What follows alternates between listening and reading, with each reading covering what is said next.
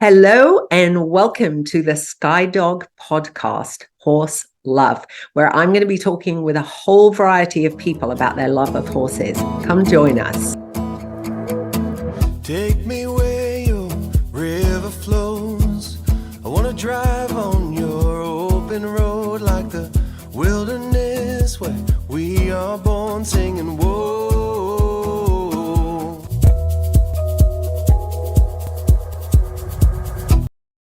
Today, I'm actually so excited to be able to have this conversation and introduce you to two incredible ladies in equine rescue that I respect and admire beyond words. And if you're not following Rancho Relaxo and Red Feather Farm, please do. They're both on the East Coast. They absolutely do the most incredible work.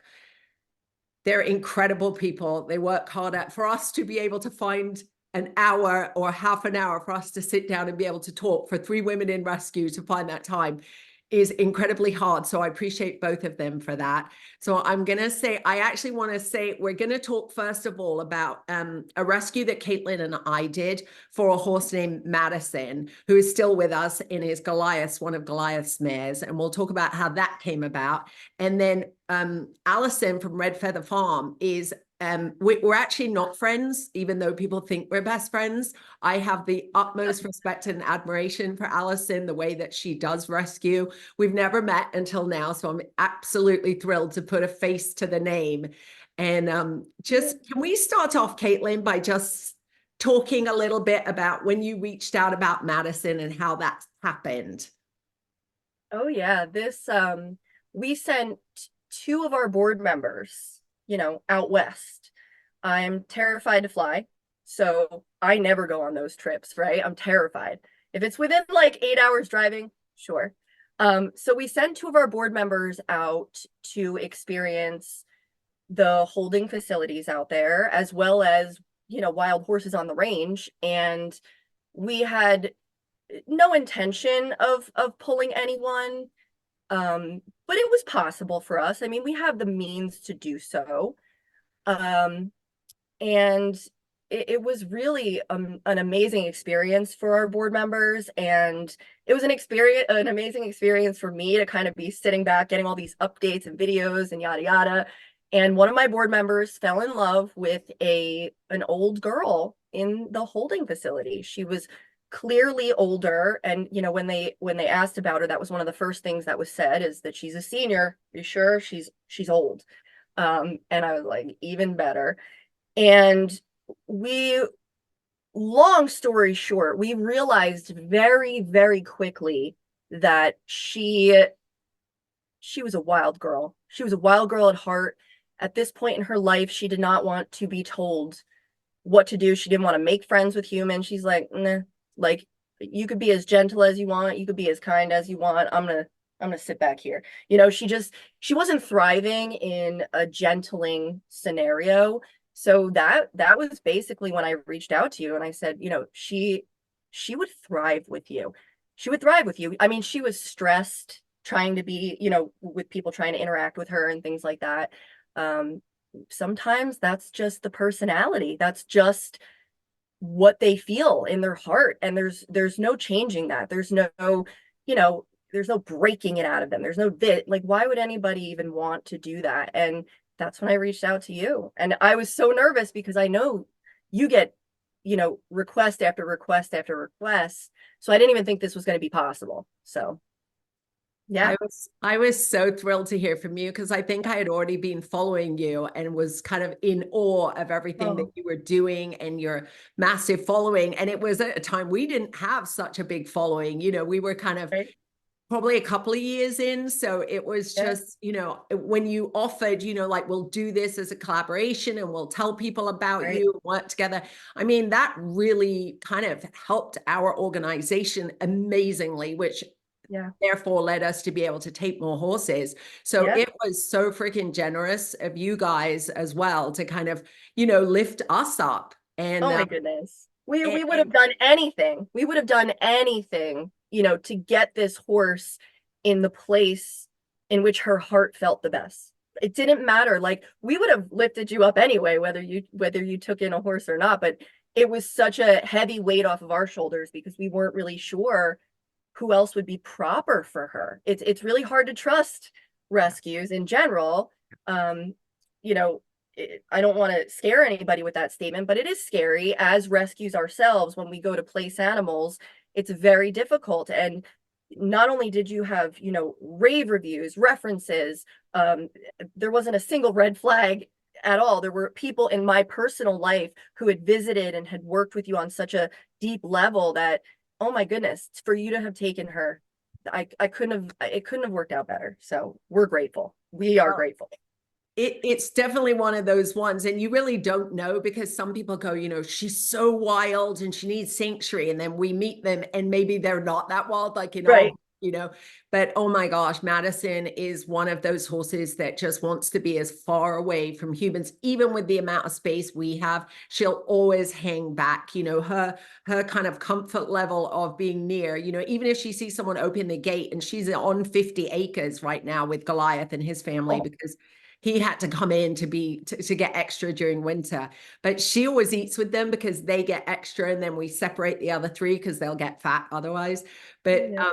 she, I kind of look at that as one of those, like, oh my God, there's nowhere she should have been other than in sanctuary. It's not like if you'd have carried on for 3 more years, she would have had some breakthrough. She is not one of those horses. No. I'm No. really grateful to you for seeing that and knowing that so Yeah. soon. Yeah. Yep. Yeah, it was a good experience. Better than good. It was great.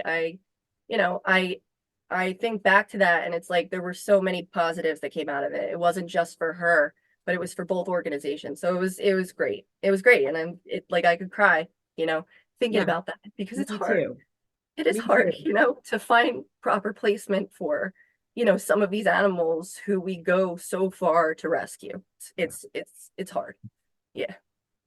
Well, that brings me to Allison. We've never done an actual rescue together, but I think I started following you maybe a couple of years ago, and I started really admiring and respecting you for the posts that you were putting up, which is very brave, and I started reposting some of your stories to try in my own way to start to open up the conversation or kind of open that door a crack, because to do with, just people ask me a lot, like, who should we donate to and who are the bad rescues?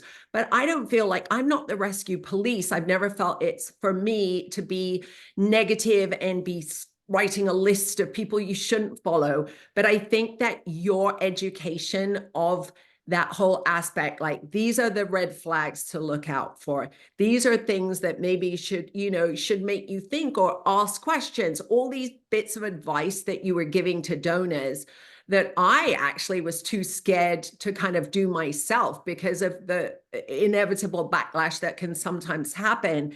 And, I just wanted to hear from you, like, what made you go in that direction? What was it? Whether it was the Twista Fate case, which I know you guys were all involved in, and that'll make me cry. But, I think that it's a really important thing that we touch on that today and kind of just like try and explain a little bit from all three of our point of views how difficult this has been as a journey for us being equine rescues. Yeah, thank you. Well, first of all, I appreciate the opportunity to talk about this because this is something that I'm obviously very passionate about and have really leaned into. And then just being in audience with you and Caitlin, who I consider both mentors, is just making my heart go pitter patter. So actually, I got kind of thrown into this element of horse rescue, the dark side, if you will, a couple years ago when I helped another rescue, Bluemont Sanctuary, who has since become a dear friend, but we didn't know each other at the time, with a failed rescue here in North Carolina. So it's closed now, so I'm comfortable giving some details that I probably wouldn't otherwise. But this rescue was called Paws Ranch Equine Rescue. They had lost their 501c3 status some years before, but were still actively fundraising online and were very active in that Kilpin buyer network on social media, largely on Facebook, where people rehome and, you know, buy, sell, trade Kilpin horses. So she had kind of flown under the radar for some time. And long story short, another gal had purchased a horse from a Kilpin and had sent it. Dolores Hanser was her name, of Paws Ranch Equine, had sent it to Dolores. Dolores was offering transport services. She was taking horses to her rescue for sanctuary, for quarantine. She was doing all of that. So this other gal buys a horse, sends it to Dolores's place here in North Carolina, and then promptly kind of stops hearing about the horse. Like, can't get a straight answer from Dolores. Dolores is always busy. She's baling hay, she's working, she can't get a picture, so on and so forth. And then finally she ends up sending a photo that the horse's owner was able to do a reverse Google image search on and find out that this was a picture that had been downloaded off the internet. So obviously that's raising every red flag out there. The owner reached out to Leslie from Bluemont, who had a pretty big social media following at the time. Leslie contacted me and said, hey, I know you don't know me, but how close is this place to you? Can you just drive by and check it out? So I said, sure. And I'm going to skip over a lot of details because this ended up being a very convoluted and complex story that took years to come to closure. But we went to the property and we were astonished at what we saw. I mean, 3 dozen, 4 dozen, literally starving horses. I mean, I have photos of all of this. They were starving. They were dying. Law enforcement was called that day. They didn't care, couldn't care less. Dolores continued to present herself as a rescue. She would say, I'm bringing in these sick horses. They're coming to me looking like this, and I'm healing them. And that was good enough for law enforcement. So over the course of a few months, we ended up negotiating the surrender of several horses from her. We were able to take what we called the Bostic 12 and literally save their life. There was 1 or 2 that we weren't even sure they were going to make the trailer ride back to our farm. They were so sick and emaciated. And then over the course of months and months, we literally had to buy a billboard and put a billboard up in town, in this little podunk, North Carolina town, to get law enforcement to do something. It was terrible. And during the investigation, horses that we grew attached to because we were researching them and figuring out what Kilpin they came from and which rescue had bailed them and how they got there. I mean, we got to know them and their stories, and they were dying in front of our eyes, and we couldn't do anything. So finally, by the time months and months and months later, law enforcement came around and a seizure happened. Leslie flew down from New Jersey. There were about 100 people, I would say. I mean, it took 15 trailers to get all the horses off the property. We had to see and walk over the body parts of horses that we wanted to save. And it was devastating. It changed me forever. I will never, ever, ever be the same person as I was before I got involved in that case. And we still have horses from that case on our farm here today. So that honestly was a very traumatic experience, but it's also what opened to my eyes to the fact that there are farms out there that are literally just like a death hole. And that's where these horses are going. And people think they're being rescued. And this is not rescue. That's not what's happening. So that is how I got involved. And then, of course, it's just escalated from there. I mean, I didn't have a voice as strong as I'm gaining now, you know, because it is scary. It is. I mean, somebody threatened to shoot me today. It's terrifying, you know. I mean, this is not what I thought I would be doing when I got involved in rescue, but I recognize that this is what somebody has to do. Absolutely. And I said that yesterday, you know, if not us, who? Like, it is incredibly hard because absolutely, even recently when I tried to just kind of correct some misinformation about the fact that you can just take Mustangs, turn them out, and, you know, they're wild horses and they can go back to being wild. And I was trying to explain that, no, they've got the worst feet. And, you know, when they're in the wild, they're traveling hundreds of miles a day and wearing their feet down, and they're grazing continually, which is wearing their hooves down. But then they're in the BLM, and then they're in the slaughter pipeline. They've got bellyfuls of worms. They've been through all kinds of, you know, from strangles to equine influenza, like all the things that they catch in these filthy places, they need extra care, not just also being emaciated. So they need extra food. And I was trying to just educate on that. And oh my gosh, I got the most hateful messages, and it's quite emotional for me. Like I'll cry because I'm like, I'm trying to speak up for these horses, and it's just landing wrongly. And I felt like for months I was trying to say, mass bailing is unsustainable, but that definitely wasn't landing. So I just thought, well, I'm just going to follow some of these horses to the next place to try and show the places they're ending up when these mass bailers are standing there looking so presentable and taking hundreds of thousands of dollars to save these horses. They're then going to these secondary locations, or even after that, passed on again to more flippers and traders. So I just decided to follow one. And I think that's what started this whole kind of raw thing, because I was like trying to look at it and, demonstrate that these horses were not landing in good places with the right amount of care and feed and knowledge of the person or extra help. And I know that, Caitlin, you had a lot to do with Twista Fate. And I really think that that is an incredible example of kind of like the fine line that we walk. And basically, what could you have done sooner? Because this happens, and I wonder if you could talk to that and talk us through the whole Twista Fate thing for people that don't know it. Sure. I mean, Ashley was a colleague of many, a friend and colleague of many. She really was a deep planted seed within the community. So many of my close friends and colleagues worked alongside of her. I mean, I was very close with her. I watched her do really good things. I did. I could never deny that fact. And I wouldn't have, befriended her. I wouldn't have, went in on rescues with her. I wouldn't have said, hey, like, start looking for new properties and stuff. You're expanding, you're doing so great. Like, I would have never even suggested anything like that if she wasn't at one point doing good things, right? And when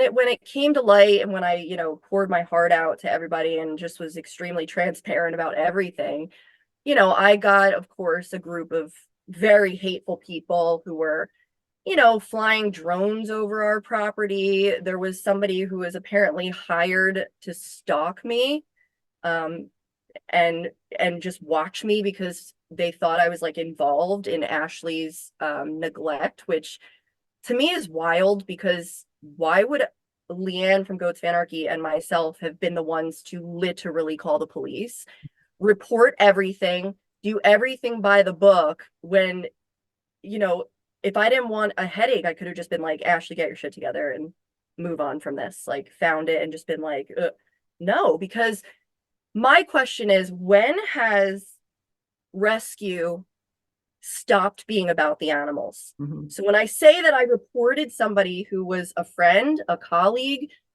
it was because it was for the animals. When has rescue gone from for the animals to for the people's egos and for the people's feelings and for, the people in general? Like, listen, if I am doing horrific things here, the two of you better come in and have some sort of intervention. Do you see what I'm saying? It's not about me. It's not about you, Claire, and it's not about you, Allison. It's not about anybody. It's not even about Ashley in the Twista Fate case. If she was removed and somebody else was put in her place, but the neglect continued, there's still concern there. It has nothing to do with the individual human. When we talk about mass bailing being unsustainable, when we talk about all of these things, there is never like a face in my mind. It's always just the practice, the poor practice. I don't know when that switch happened. Maybe it was like a social media thing. Maybe it was like a internet famous thing. Maybe it was just, people who need therapy aren't going to therapy and they're instead hoarding animals. I don't know. When did this change? I don't know, because I don't remember it always being like this. Like, of course, there were always hoarding cases, failed rescues, but now it's on such a mass scale that the one question that I would love to ask is, when did it stop being about the animals? This is wild to me.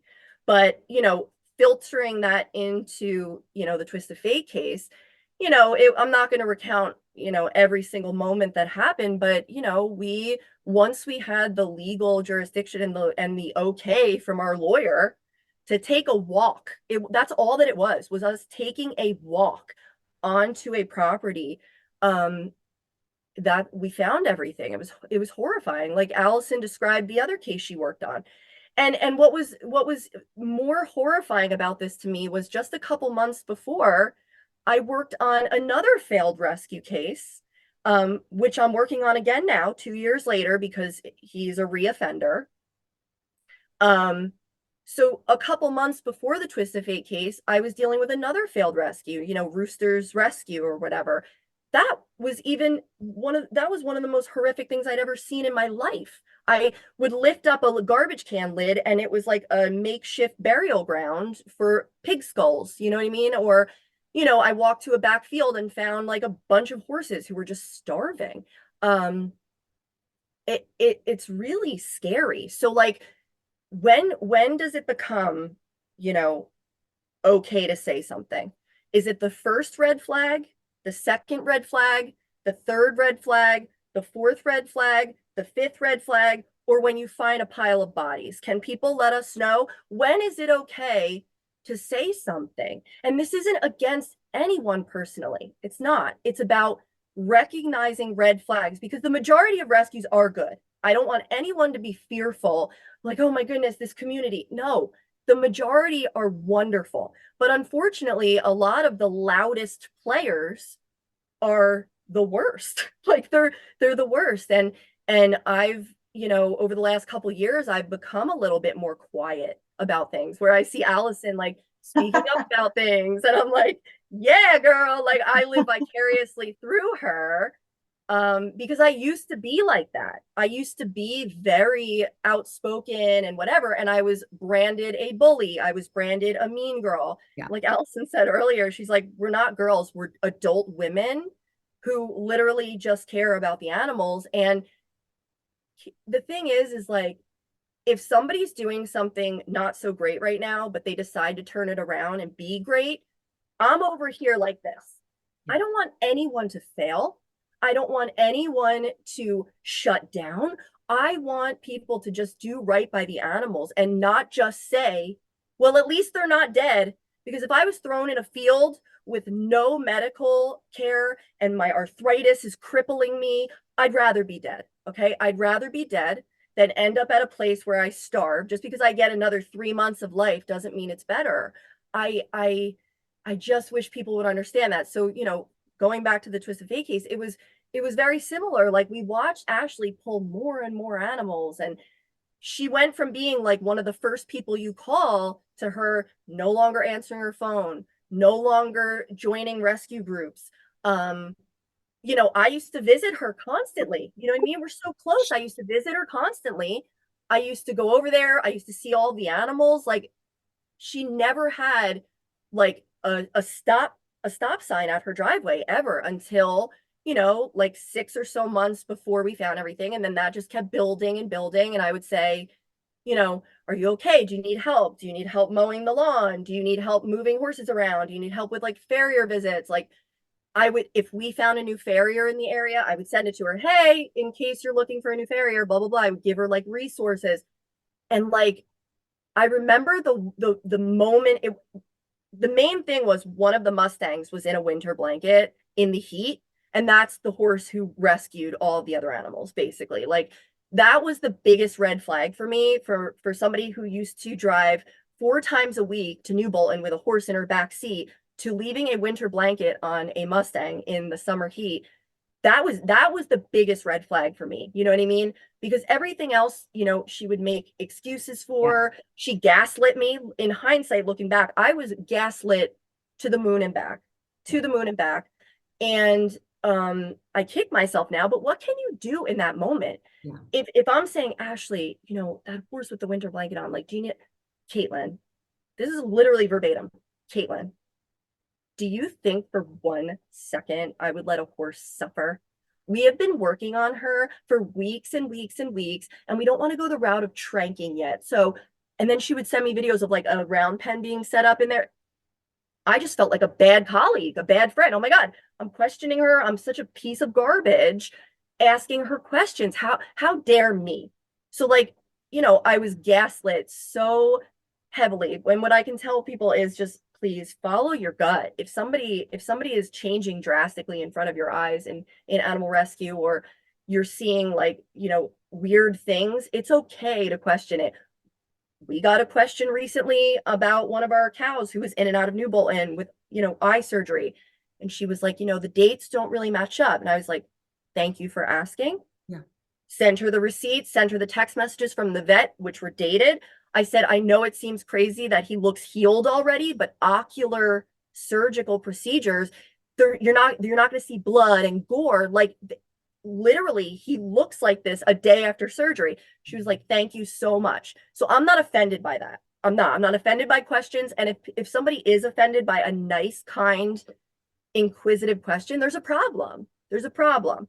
I mean, if you're going to come at me like, you're garbage, you should have known better, blah, blah, blah, you're this, you're a part of Twista Fate, you're burning bodies, I'm literally going to block you. And that's because you are outrageous. That's all.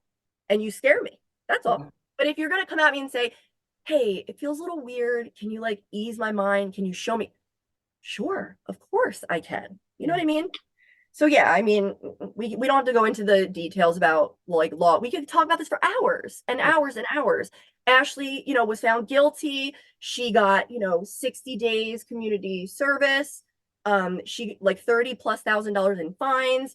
And people say, why not jail? Well, because there aren't laws protecting animals. That's really all there is to it. The laws aren't strong enough. So we could go on and on and on and build on this topic. But like, it feels like sometimes it doesn't matter what we say. Some people have already made up their minds because they are idolizing people. Yeah. And when have people become the important part of rescue? It's the animals. That's all I have to say. Like, Yeah. Stop it. Allison, did you want to say anything to that? Yeah, I mean, I completely agree with Caitlin. It's really hard to know when we should be speaking out about red flags. And I think it's important to me that people understand that I'm not, like Claire, you mentioned earlier, you're not the rescue police. I'm not the rescue police. There are plenty of rescues that do things differently than I do, that do things that I wouldn't do. Like I personally don't adopt out riding horses. I don't have a problem if you do that. If that's your strength area, that's great. There are lots of things, there are lots of differences in values, and I think that's fine. Values and techniques, we can be different all day. I love you. I got your back. Let's help each other. But ethics are a totally different thing. I mean, when you're talking about ethics, it's right and wrong. There's really not a shade of gray here. So it's important to me, I think, that people understand that this is not just a mean girls were, out to bring people down. Like, no, that's absolutely not what's happening whatsoever. I think the three of us being on this call is a demonstration of how rescues that do different things and do things differently can be partners and supportive of each other. And a clinician friend of mine messaged me privately based on the stories that have been going on that started with somebody threatening to shoot me because of, the things that I was saying. Yeah. And she said, it's not that we have to lift all of each other up. It's not that we have to lift each other up. It's that we have to climb and lift. So as long as you're climbing that mountain with me and we're all trying to get better, do better, be better for the horses, for the animal, then I will lift you all day. You can have the shirt off my back, but I'm not going to lift somebody up that's doing something wrong. And that's really what it boils down to for me. Exactly. And I think that, there is no way for people to comprehend the things that the three of us have seen, you both being involved in rescues like that at the, on the front lines, like that affects you, and I've seen photographs. Like, it happens a lot to Mustangs because there are people willing to support them. You know, when someone says they're shipping, and people will donate. But the places that I have seen them end up, and the photographs I've seen of Mustangs walking, like, you know, the living dead ones in a pond that the other ones are drinking out of, like, those images haunt me, you know, and I wish that there was more I could do. And there has been a sort of underlying sort of secret agreement, like, okay, well, we're not going to attack the rescue that sent them there, or we're not going to speak out because we can't, because we're going to get bashed. And ultimately, I have a responsibility to the horses and animals in my care that I still have to feed them. And if there's an enormous backlash against the organization, then I feel responsible that we've lost a whole bunch of patrons or donors because I said something. So it is such a hard thing. And I as well, like what you were just saying, Allison, about lifting others up. I mean, I did my birthday fundraiser to benefit 5 other rescues. And I spent that week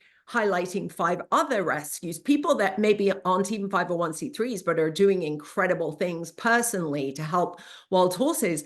I am not about lifting other people out. I'm not jealous of other people that are doing well. I'm not a mean, hateful person. I literally am trying to not have another picture in my mind of starved animals, and where, you know, I feel like I do have a responsibility to say something. But, you know, the minute, and I didn't even name the person I was talking about, I just said, there's somebody said this and it's misinformation. These horses need more care, not less care. She immediately put up a story with my face as a witch and calling me all kinds of names. And I was like, whoa, you know, like, I didn't really expect that. I was just trying to take this as an educational moment to say, you know, these horses come in with worse feet, you know, they come in with horribly compromised states of being, and you actually need to give them really proper, often medical care for weeks. And if, you know, you've only just started two months ago and you don't have much of a donor base, like, stop rescuing, because you know, go feed the ones that you have and maybe get your feet underneath you, you know, in the gentlest possible way. And I still got massive amounts of hatred and people saying they're not supporting me on Patreon. But it's kind of like what Caitlin was saying. Where is that line that people will support? Is it that we find a pile of dead bodies? And like what you did, Caitlin, you know, when someone went to this rescue where these horses weren't being fed, all of the hatred was about her trespassing. Nothing about, you know, there were certain people that obviously were concerned about the horses, but it was all about her and what she had done wrong and how bad she was to have trespassed. And they would have shot her if it was their property, you know, and she had gone there with a truck full of hay for these horses because she was concerned. She didn't want to find bad things. She wanted to help. And it's just like, where is exactly what you just said, Caitlin? When is it okay for us to say something? Because I feel like I'm doing all I can to build up others. And I often write a list of, like, these are great rescues to support. And if we're following them, I really think they're fantastic, and not name the ones that aren't. But it's just a really hard line to walk. And like you said, Caitlin, this isn't like all rescues are bad, because we all work with other rescues. You know, Bluemont, I'm going to have Leslie on so I can talk to her about this subject as well, because I think it is one that it is an educational moment, and people can't go straight to name calling and, you know, oh, I take the side of this person. And I don't know what that is, Caitlin. Like, it definitely has gone in a bizarre way that all these mass bailers and the new rescues, the camera is always on them. And there is definitely a place for that. I'm not saying, like, if you're talking to the camera and doing a live and talking about it, sometimes it is the most efficient way. But when that's all you're doing and it's all about you and your face, and you're never turning the camera back to show real meaningful updates. And right now with one of these places, Raw, like, 3 rescues are trying to get back animals that they sent there and are actively being denied. Like, they're like, we want to take these 2 drafts, you know, and give them one-on-one vet care and one-on-one care because they're out with 100 other animals. And we really feel like, and they're like, they're legally ours. And that is like, I don't care. I get every single person that sends a horse here to sign relinquishment papers. If they then said 2 years later, hey, I don't really like that they're out with so many horses and I'd like to take him back. I would never deny. I wouldn't go, well, you signed a paper, you're not getting him back. You know, I would be like, fantastic, one less mouth to feed. You know, he needs this, you know, if you're willing to give him all of that. But I don't know. There are so many red flags with these things. And, you know, just saying mass bailing isn't sustainable doesn't seem to be discouraging anyone from supporting that. But I think people have to follow it to the next stages because, you know, even bad rescues do some good. And that is really important to say, because you'll see places like Twista Fate, they were still showing animals on Instagram, and, you know, there'll be mass bailers that have a wonderful venue, you know, a wedding venue and a petting zoo, and all the animals look fantastic and they're giving vet care. But it's the other ones, it's the other 75% that just, you know, at least in this case, they named the place they were going. But a lot of times you're like, oh, they're adopted, they're going to a place, they're going here. You never know where they went or who they're with. And that transparency is important. And it's exactly like Allison said. She was like asking, the lady was asking for updates. And so have so many people asked for updates in these recent cases. And they are absolutely not given in a meaningful way. Like you might get a shot of their face, but you don't see their body score. Or as like, recently, they put a blanket on a horse to show, but it was 80 degrees where they were that day. You know, these are red flags. And I'm sorry, I can't not look and just go, well, that's them. I'll just keep doing me and giving, you know, the best care I can. So I don't know what the answer is. I really don't.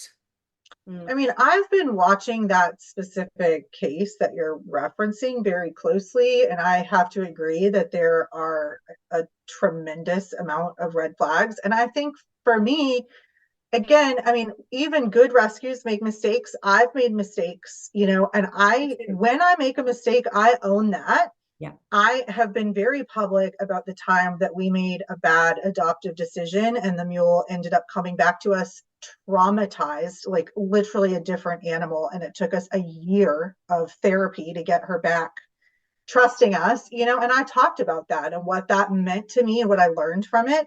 I don't expect rescues, especially new rescues, to come in knowing everything, but show us that you're trying, show us that you're learning. And when I'm seeing animals dying from lack of vet care, and then you're at the auction house, that's not showing me that you're connecting your actions with that animal's death. That is neglect to me. That's how I read that situation. So, and again, just the walls that are being put up, like people are asking legitimate questions. People are also asking not legitimate questions. There are plenty of people that have escalated to being bullying or condescending or, you know, just not as mature as I think that we could be. But there are people asking legitimate questions and not getting answers, and that's not acceptable. I mean, we are public charities, and we owe that information to the public, period. Anybody that says I'm not legally required to show you this or tell you that, I'm not here for it. I don't have a place for that. Caitlin? Yeah, I think too. I mean, you might see a lot of anger. There are a lot of people talking about this right now, right? So I saw, you know, in the very beginning, it was a couple people, you know, mentioning mass bailing or constantly pulling from auction every week when the animals you have at home are clearly not getting proper care, but you're still bringing in animals every week or every other week even.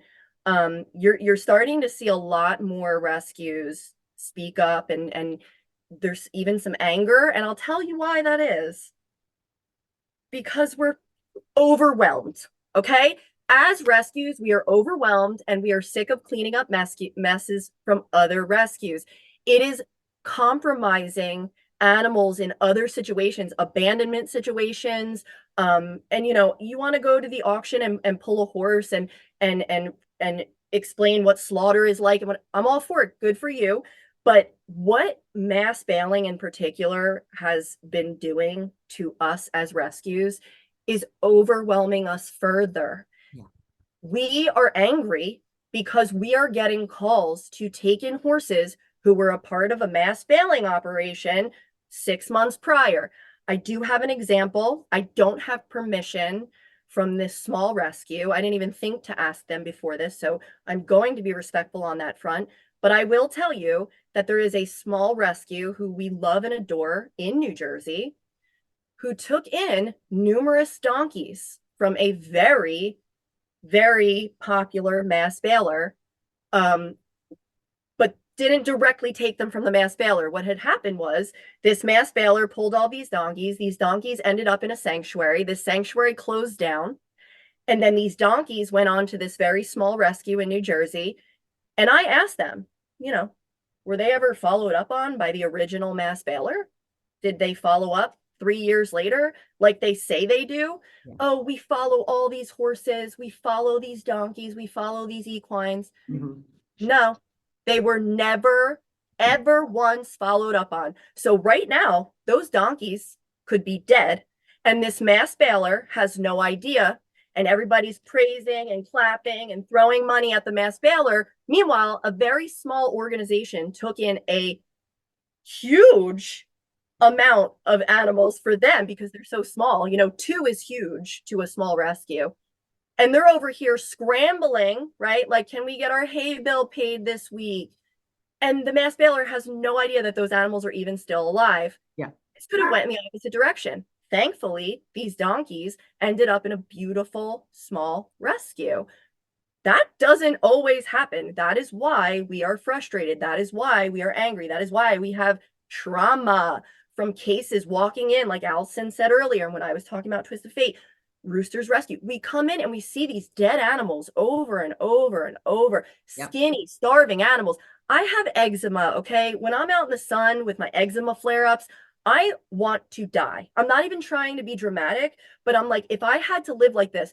So when I think about animals who are starving in the heat, have no water in the heat, I would rather be dead. I would rather be dead. So this is just a very small example of a story that I know firsthand to be true, to have witnessed a part of.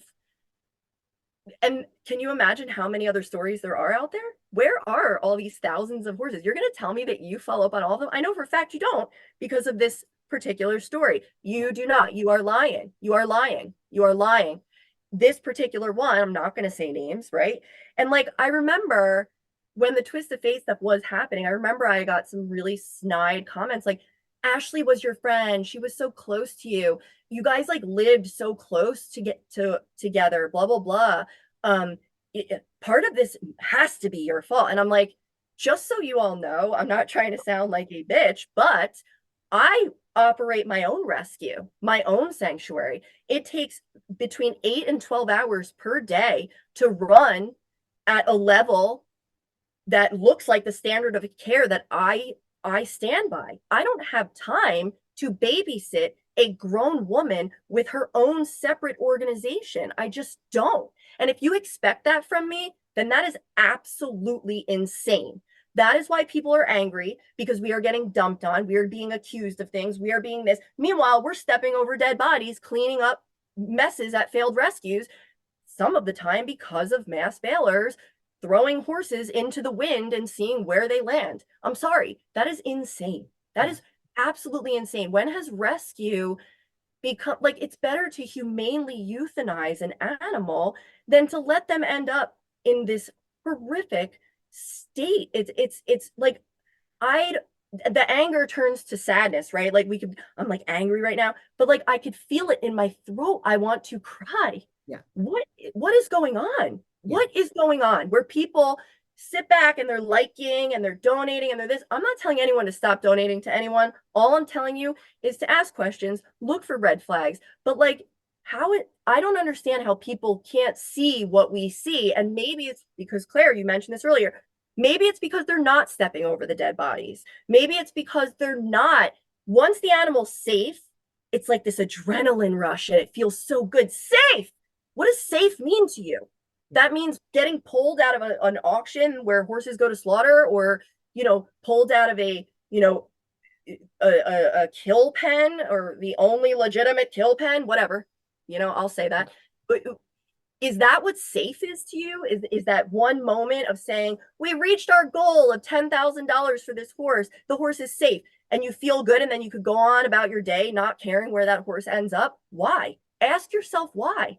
And to me, I think it's because some people are doing it for themselves. They're not doing it for the horses. They're doing it to feel good, to feel a part of something cool and epic and big and like feel like a hero. And that's beautiful, right? It's beautiful to be a hero to someone, to one of these horses, to 100 of these horses. But I think that people need to just start asking that question, where are they now? Because real rescue is forever. I mean, real rescue goes on and on until the end of those animals' lives. And I stand by that. And like Allison said, I've made so many mistakes. I will continue to make mistakes.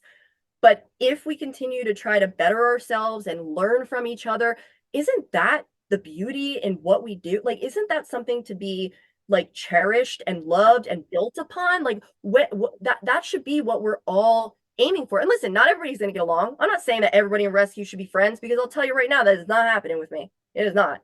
There are some personalities that I am just not going to get along with.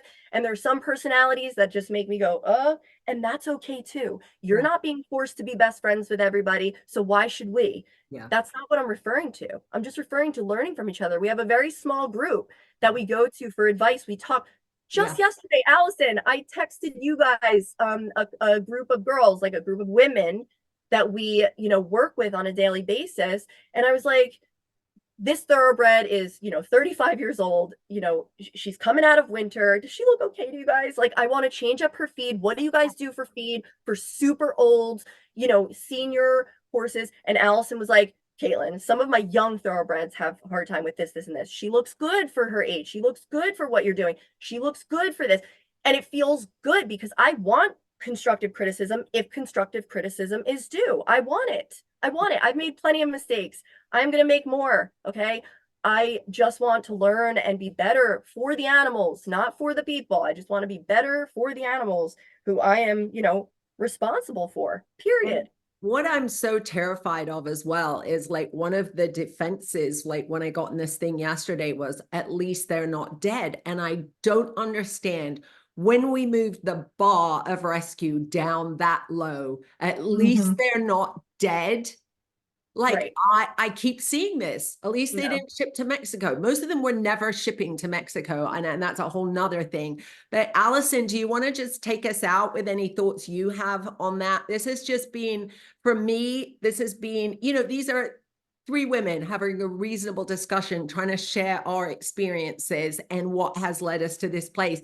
And I'm happy that after this, if I put it up on Patreon and then put it up on YouTube, and I'd love you guys, if you want to put it up on, anywhere, to have a discussion, like a reasonable discussion, and go, oh, I see your point of view now. I understand why this is difficult and why it is such a minefield and why people do avoid it. But like, I don't know, do you want us just never to say anything and let animals be dying everywhere? Or do you want us to, like, which is it? Because it's really confusing to me having to erase, 50 comments yesterday from people saying such hateful things about rescues, bashing other rescues and how despicable it is. I don't know. I actually wasn't bashing another rescue. I was just going, this isn't true that you turn Mustangs straight out and they don't need any help. So you want to take us out, Allison, because I'd love to hear. Yeah, well, I would like to tell a very quick story about another kind of side of this that we haven't really gotten to talk about today. And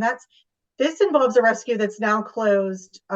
They eventually, animal control came in and shut them down. But for the past 2 years, I have been trying to help this woman rehome horses, pulling in other rescues. And this has all been done, again, very privately. I've never once made a disparaging comment about her or the operation. It was all about how to help the horses. So just recently, we had to take in an owner surrender that had been adopted out by this organization, had wound up there through a mass bailer. So a mass bailer purchased this horse from a kill pen, sent it to the rescue in question.